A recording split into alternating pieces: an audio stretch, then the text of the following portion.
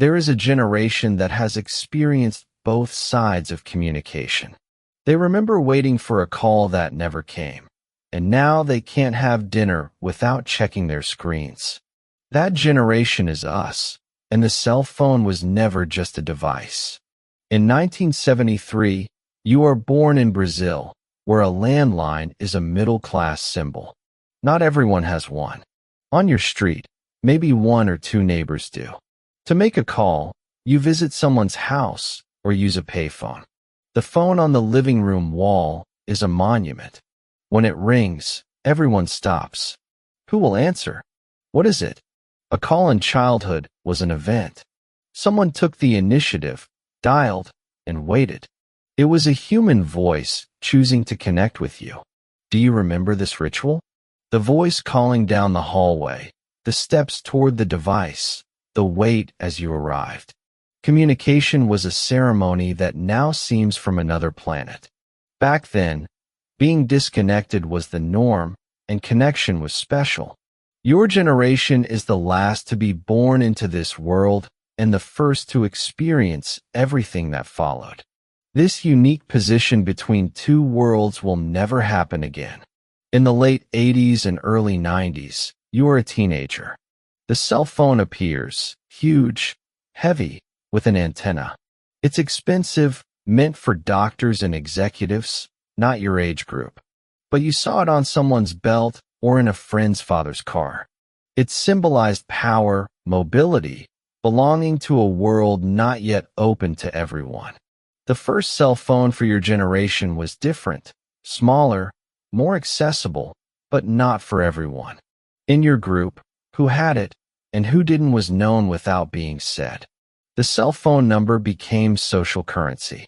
Giving your cell number was different from giving the landline.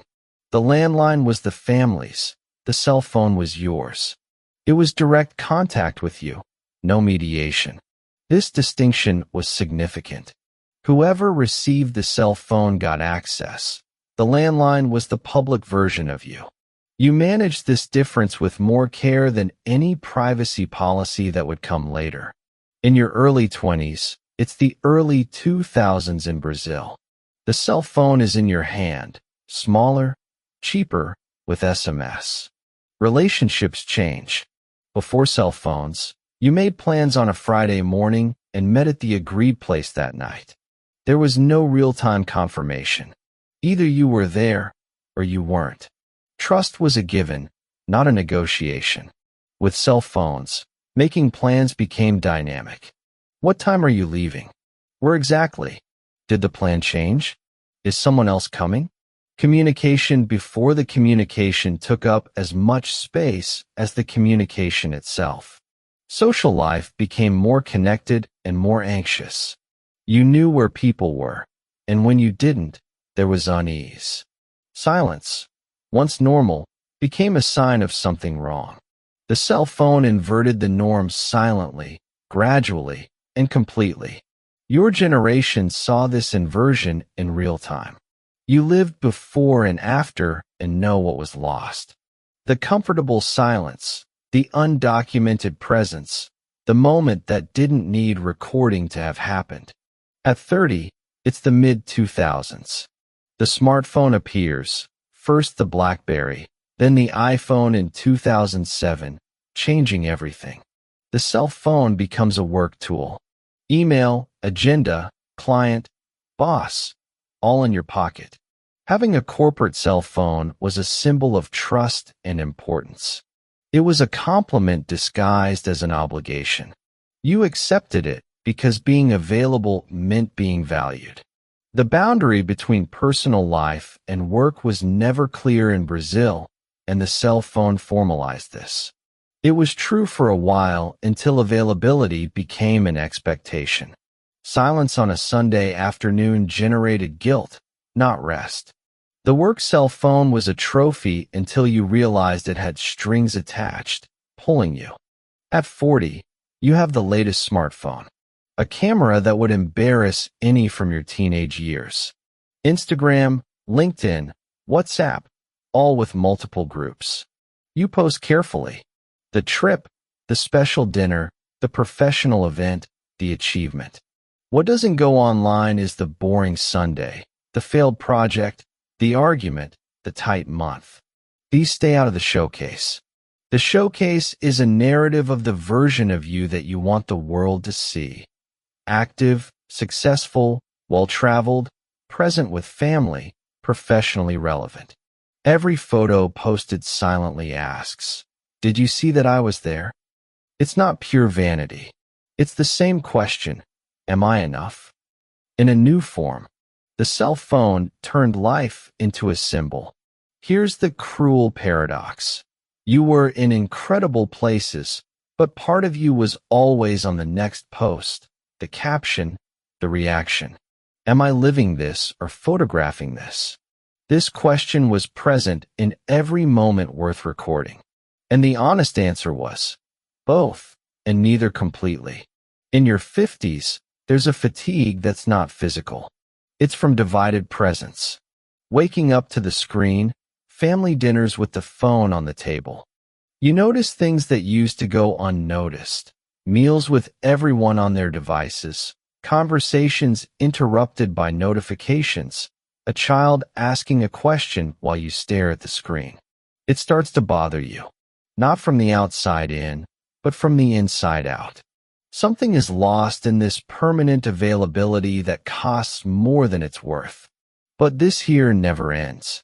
There's always one more thing, and conversations are postponed indefinitely. Then come the changes. Silencing groups, turning off notifications, leaving the phone in the car during dinner, not taking it to the bedroom. Small resistances to an object that colonized every silent space. This resistance is not nostalgia, it's clarity. It's the awareness of someone who lived both worlds and knows what the second world took from the first, and decides to reclaim part of it. At 60, you'll hold a cell phone more powerful than any computer from your birth. The question won't be about the device, but what you do with this power. The generation reaching 60 in 2033 will have built a parallel life in digital and remember what existed before. They will know what it's like to wait for a letter, not know where someone is for days, take a photograph with care. They will choose, not out of technophobia, but wisdom. They'll know what the cell phone is for and what it isn't. When to be present on a screen and when in a room.